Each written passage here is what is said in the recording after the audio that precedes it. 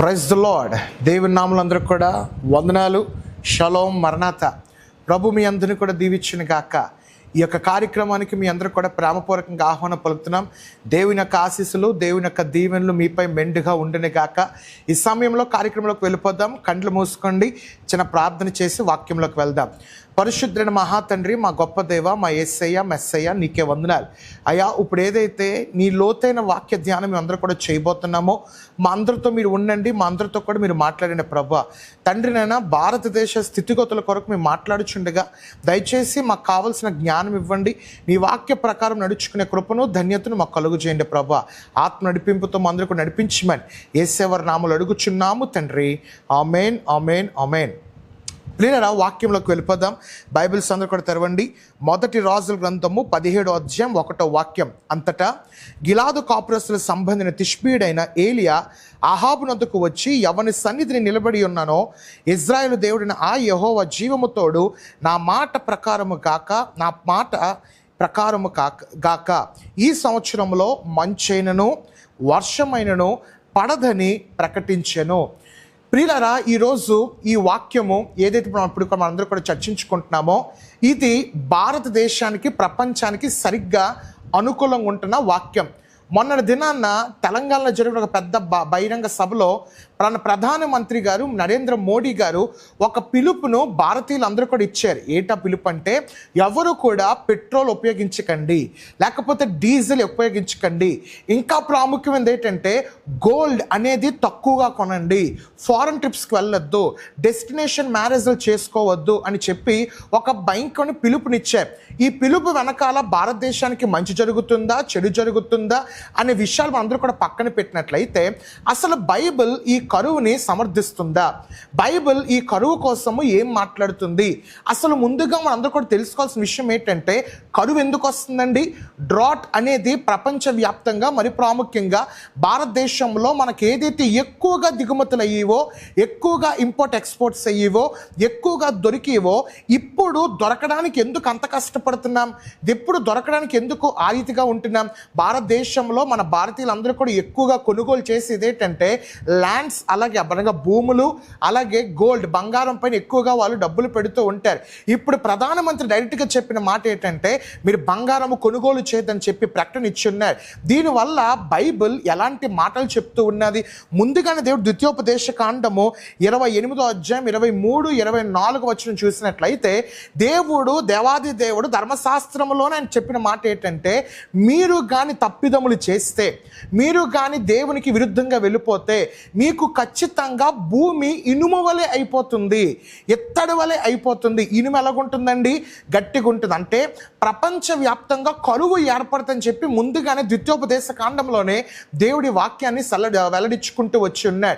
ఈరోజు మన అందరూ కూడా ఎదుర్కొంటున్న ఈ కరువు ఏదైతే ఉంటుందో, ప్రపంచవ్యాప్తంగా మన భారతదేశం బయటపడుతుంది, కానీ ఫిలిప్పీన్ దేశాలు కావచ్చు, లేకపోతే సౌత్ కొరియా కంట్రీస్ కావచ్చు, తక్కువ దేశాలన్నీ కూడా లిమిటేషన్స్ పెట్టారు. ఎంతవరకే పెట్రోల్ వాడాలి, ఇన్ని లీటర్ల వరకే డీజిల్ వాడాలి, నెలకి ఎంత బంగారమే కొనుక్కోని చెప్పి ప్రతి ఒక్క డీటెయిలేషన్ కూడా వాళ్ళు ఇచ్చుకొని వచ్చి ఉన్నారు. ఈ రోజు మనందరూ కూడా చర్చించవలసిన ఒక ప్రాముఖ్యమైన విషయం ఏంటంటే, అసలు ఎందుకు ఈ కరువు వస్తుంది, మనము ఈ కరువులో సమృద్ధిగా ఎలా జీవించాలి?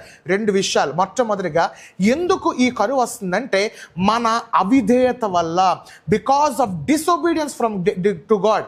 దేవునికి ఏదైతే అవిధేయతగా జీవిస్తున్నామో, విధేయత కోల్పోయి ఇష్టానుసారమైన ప్రవర్తన, దేవుడిచ్చిన ధర్మశాస్త్రాన్ని, పదాజ్ఞల పక్కన పెట్టేసి మన విచ్చలవిడితనం ఏదైతే ఉంటుందో, మన పాపమైన జీవితం ఏదైతే ఉంటుందో, ఇదంతా కూడా కరువుకు దారి తీస్తూ ఉన్నది. గమనించిన లోకం ఎక్కడ చూసినా కూడా న్యాయం లేదు, విధేయత లేదు, అన్యాయాలు, లేకపోతే బలత్కారాలు, లేకపోతే పెద్ద పెద్ద మానభంగాలు జరుగుతున్నాయి. తద్వారా దేవుడు చెప్పిన మాట ఏంటంటే, ద్వితీయోపదేశ కాలంలో దేవుడు చెప్పిన మాట ఏంటంటే, ఈ నియమ ప్రకారం కానీ మీరు చేస్తే, మీరు కానీ ఒకవేళ దేవునికి అవిధేయులుగా నడిస్తే ఖచ్చితంగా కరువు వస్తూ ఉంటాయి.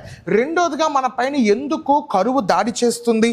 రెండోదిగా, మనం ఎందుకు మన జీవితాలపై ఎందుకు కరువు అంత ప్రభావితం చూసినట్లయితే మన యొక్క రిపెంటెన్స్ కోసం, మన యొక్క మారు మనసు కోసము, ఎప్పుడైతే తిష్బీడైన ఏలియా ఆహాబు నొద్దకు వచ్చి, బాబు మొత్తము 3 సంవత్సరములు మంచైనను వర్షమైన కొడదని చెప్పిన వెంటనే పంటలు ఏమైపోతాయి, తర్వాత ఆర్థిక సమస్యలు ఏమైపోతాయి, ఇవన్నీ చూసిన తర్వాత దేవుడు ఏలియా ద్వారా మొత్తం ఇశ్రాయేల్ దేశానికి ఇచ్చిన ఒక మంచి సమాచారం ఏంటంటే, ఎందుకు ఈ కరువు వస్తుందంటే మీ మారు మనసు కోసము. ఈరోజు క్రైస్తవులు ప్రపంచవ్యాప్తంగా భారతీయులందరూ కూడా మారు మనసు పొందాలి. మారు మనసు పొందకుండా నువ్వు వెళ్ళిపోతే, మారు మనసు పొందకుండా నువ్వు జీవిస్తే ఖచ్చితంగా ఈ కరువులో బ్రతకలేవు. అయితే మనం చూసుకున్నాం ఎందుకు ఈ కరువు వచ్చిన, మన యొక్క అవిధేయత వల్ల, రెండోదిగా మన యొక్క మారు మనసు కొరకు ఈ యొక్క కరువు వచ్చి ఉన్నారు. అయితే ఈ కరువులో మనం సమృద్ధిగా జీవించాలంటే, ఈ కరువు నుంచి మనందరూ కూడా బయటపడాలంటే మనము చేయవలసిన 2 పనులు ఏంటో చెప్తాను. ఈ కరువులో ఖచ్చితంగా మీకు సమృద్ధిని ఇస్తాడు. ఈ కరువులో మీరు ఖచ్చితంగా జీవించగలరు. ఈ కరువులో మీరు ఖచ్చితంగా ఎంత విపత్తు వచ్చినా కూడా దాని నుంచి బయటపడగలరు. జాగ్రత్తగా ఆలకించండి. మొట్టమొదటిగా ఈ కరువులో ప్రభు మనందరికీ కూడా పోషించాలంటే, ఈ కరువులో మనందరినీ కూడా దేవుడు వర్ధిల్లింపచేయాలంటే, ఈ భయంకరమైన వాతావరణం మనందరూ కూడా కాపాడబడాలంటే మొట్టమొదటిగా నీవు ఇతరులకు సహాయము చేయాలి, ఇతరులకు తోడుగా ఉండాలి. యెషయా గ్రంథము 41వ అధ్యాయము 17వ వాక్యంలో స్పష్టంగా కనబడుతున్న మాట, దీన దరిద్రులను నీళ్లు వెతుకుచున్నారు, నీళ్లు దొరకక వారి నాలుక దప్పిక చేత ఎండిపోవచ్చున్నది. యెహోవా అను నేను వారికి ఉత్తరం ఇచ్చేదను, ఇశ్రాయేలు దేవుడు నేను వారిని విడనాడను. దరిద్రులు దప్పిక కొరకు నాలిక ఎండిపోతూ ఉన్నారు.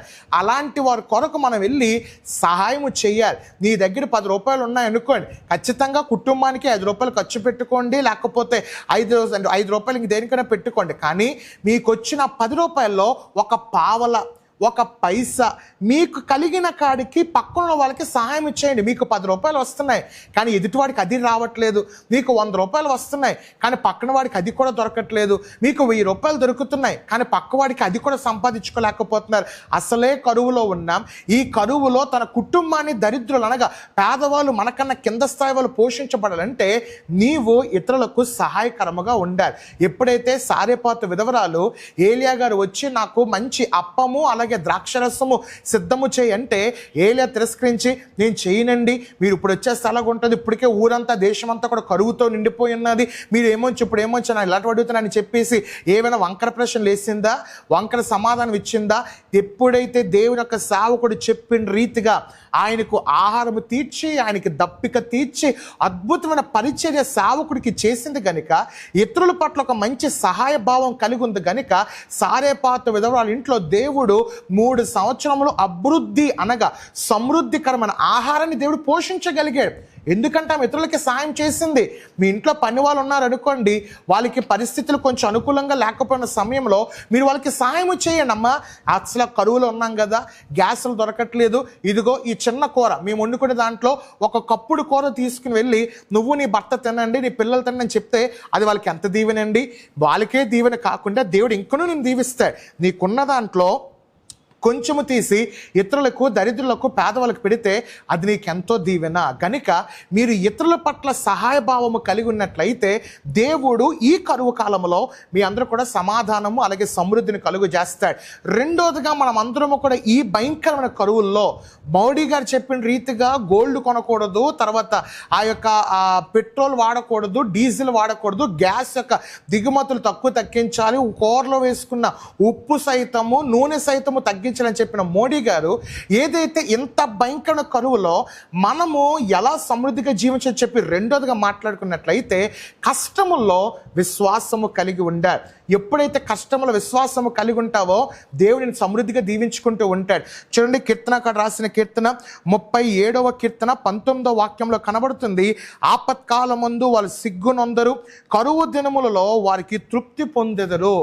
ఆపత్కాలంలో దేవుడు నమ్ముకుంటే అని మనందరూ కూడా ఏమన్నమాట, సిగ్గు పొందం. కరువు కాలంలో దేవుడు తృప్తి పరుస్తూ ఉంటాడు.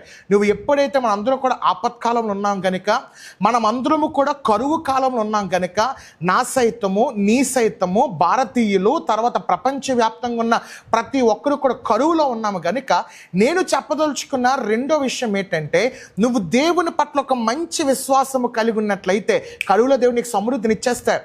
అరణ్య మార్గంలో ఎప్పుడైతే ఇజ్రాయెల్ జనం వెళ్తున్నారు తిరుగుతున్నారో, ఎడారి ప్రాంతంలో ఉన్నారో, ఉన్న తర్వాత వాళ్ళకి ఆహారము సరిపోవట్లే.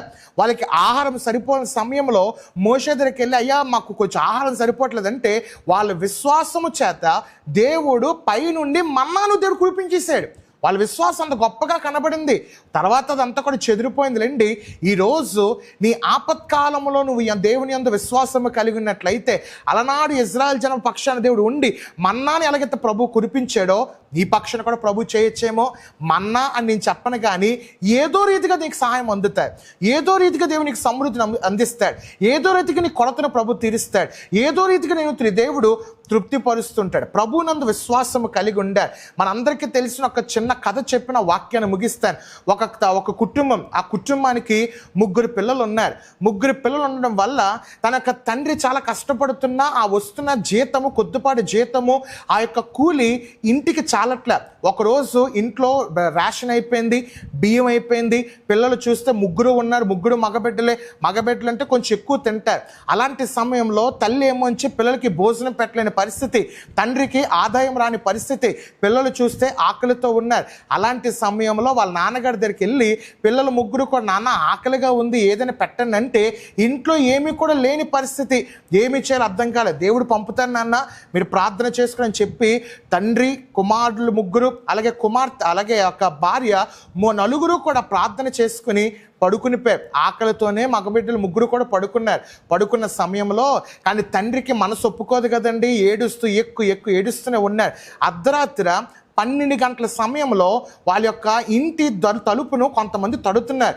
ఏంటి రాత్రి 12 అయింది, ఇప్పుడు ఎవరు తడుతున్నారని చెప్పి ద్వారం ఓపెన్ చేయగానే ఒక 2 మనుషులు ఒక పెద్ద క్యారేజీలు పట్టుకుని ఉన్నారు.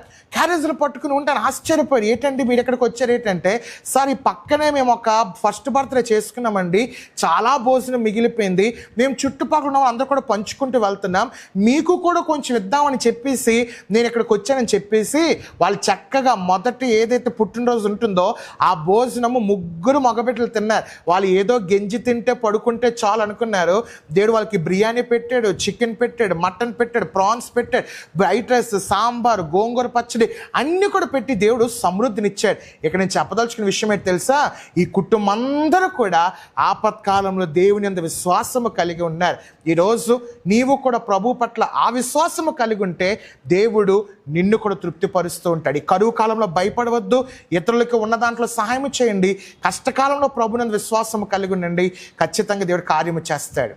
చిన్న ప్రార్థన చేసుకుందామా? మహాపరిశుద్ధుడైన మా పరమ తండ్రి, మా యేసయ్యా నీకే వందనాలు. చెప్పబడిన వాక్యముకే నీకు వందనాలు. ఎందుకు కరువు వచ్చిన్నదో మాకు బోధించావు, దానికే నీకు వందనాలు. ఈ కరువులో ఎలా బ్రతకాలో మాకు కూడా బోధించావు. ఇతరులకి సహాయకరంగా ఉంటూ కష్టంలో విశ్వాసము కలిగి ఉంటే ప్రభువా మాకు నీవు తృప్తినిస్తానన్నావు తండ్రి. మేమందరము కూడా ఆ మనసు భావముతో వెళ్ళుచుండగా దయచేసి మా పట్ల మీరు ఉండి, దయచేసి మీరు మా పట్ల ఉండి గొప్ప కార్యము చేసి మా జీవితంలో ఒక వెలుగును మాకు కుమ్మరింప చేయండి ప్రభువా. దూర విదేశీ ప్రాంతంలో ప్రతి ఒక్క ఆడబిడ్డలు, ప్రతి ఒక్క పురుషులను కూడా నీ చేతికి అప్పగిస్తున్నాం. బలపరచండి, దీవించండి, మహిమపరచండి ప్రభువా. ఏ కష్టము ఏ నష్టం ఎవరిపై వాటిల్లకుండా కృప దయచేయమని, ఈ వాక్యం ఎవరి యొక్క హృదయంలో అపవాదిగా దొంగిలించిపోకుండా ప్రతి ఒక్క హృదయంలో ఈ వాక్యం నాటబడిపోలాగిన కృప దయచేయమని, నీ అనుకూలత ప్రతి ఒక్కరు కూడా పొందుకునేలాగిన సహాయం దయచేయమని యేసయ్య నామములో అడుగుచున్నాము తండ్రి. ఆమేన్, ఆమేన్, ఆమేన్. దేవుడు మీ అందరినీ కూడా దీవించును గాక. ఈ వాక్యాన్ని అనేక మందికి ఫార్వర్డ్ చేయండి. ఒకవేళ ఈ వాక్యములు నేరుగా మీ యొక్క వాట్సాప్ మొబైల్స్లోకి రావాలనుకుంటే స్క్రీన్ మీద కనిపిస్తున్న నెంబర్స్ ఏవైతే ఉన్నాయో ఆ నెంబర్లకి మీ పేరు, మీ ఊరు మాకు పంపినట్లయితే ప్రతి దినము కూడా, అనగా సోమవారం నుండి శనివారం వరకు మీకు ప్రతిరోజు కూడా వాక్యాలు పంపడం జరుగుతాయి. అలాగే ఈ క్రైస్ట్ వాయిస్ పరిచయం మీరు అందరూ కూడా ప్రోత్సహిద్దాం అనుకుంటే మీ ఆర్థిక సహకారం మాకు ఎంతో అవసరం గనుక స్క్రీన్ మీద కనిపిస్తున్న అకౌంట్ డీటెయిల్స్ ఏవైతే ఉన్నాయో ఆ అకౌంట్ డీటెయిల్స్కి మీ అమూల్యమైన సహకారం మాకు తెలియజేసి మీరందరూ కూడా మాకు ప్రోత్సహించవలసిందిగా ప్రేమపూర్వకంగా మనవి చేస్తున్నాను. ప్రభు మీ అందరూ కూడా దీవించును గాక. ఈ కరువు కాలంలో దేవుడు మీ అందరూ కూడా సమృద్ధితో నింపును గాక. God bless you. దేవుని యొక్క వాక్య పరిచయంలో మీ సహోదరుడు pastor Sam. Thank you. AP theological university. మీరు బైబిల్ కాలేజీలో చేరాలనుకుంటున్నారా? అయితే ఏపీ థియలాజికల్ యూనివర్సిటీ మీకు ఆహ్వానం పలుకుతుంది. మా వద్ద BTH, BD, MTH, MDiv, PhD మొదలగు కోర్సులు అందుబాటులో ఉన్నాయి. మరిన్ని వివరాల కొరకు మీరు సంప్రదించవలసిన మా ఫోన్ నెంబర్లు 96664422 మరియు 8121333322. అలాగే ఈ ఫోన్ నంబర్లకు సంప్రదించి మీ యొక్క అడ్మిషన్స్ కొరకు ఫోన్ చేయగలరు.